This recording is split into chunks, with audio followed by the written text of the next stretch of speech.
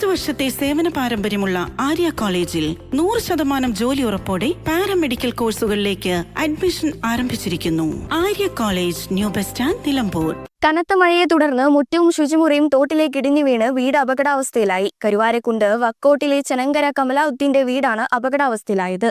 ശനിയാഴ്ച രാത്രിയുണ്ടായ ശക്തമായ മഴയിൽ സമീപത്തെ തോട്ടിൽ വലിയ തോതിലാണ് വെള്ളമെത്തിയത്.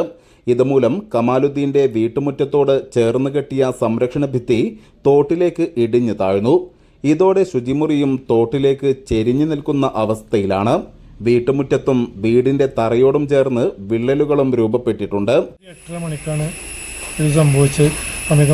തോട്ടിൽ അമിതമായ വെള്ളം വന്നത് കാരണം ആ വെള്ളം താങ്ങാനുള്ള ഒരു കപ്പാസിറ്റി ഇല്ലാത്തതുകൊണ്ടാണ് ഇത് ഈ മതിൽ പൊളിഞ്ഞു വീഴാൻ കാരണം. ഇത് വീടിന്റെ സംരക്ഷണം. ഇപ്പോൾ വീടിന്റെ 1.5 മീറ്റർ 1 മീറ്റർ അകലത്തിൽ വെള്ളിച്ച സംഭവിച്ചുകൊണ്ടിരിക്കുകയാണ്. വീടിന് കേടുപാടുകൾ സംഭവിച്ചുകൊണ്ടിരിക്കുകയാണ്. അപ്പോൾ ഇത് 5 സെൻറ്റ് സ്ഥലമാണുള്ളത്. ഈ 5 സെൻറ്റ് സ്ഥലത്തിൽ ഈ വീട് മാത്രമാണുള്ളത്. ഞാനൊരു സാധാ കൂലിപ്പണിക്കാരനാണ്. അപ്പോൾ എന്നെ കൊണ്ട് കൂട്ടിയാൽ കൂടുന്നൊരു ഇതിലല്ല ഇപ്പോൾ ഉള്ളത്. അപ്പോൾ അതിന് വേണ്ട സഹായം അധികാരികൾ ചെയ്തു തരണം എന്നുള്ളതാണ് പറയാനുള്ളത്. സംഭവത്തെ തുടർന്ന് ഗ്രാമപഞ്ചായത്ത് പ്രസിഡന്റ് VS പൊന്നമ്മ, വാർഡ് അംഗം MK സക്കീന എന്നിവർ സ്ഥലം സന്ദർശിക്കുകയും ചെയ്തു. News bureau, Karuvarakundu. സ്വന്തം ഹൈസ്പീഡ് ഇന്റർനെറ്റ്, നമ്മുടെ സ്വന്തം ഇന്റർനെറ്റ്.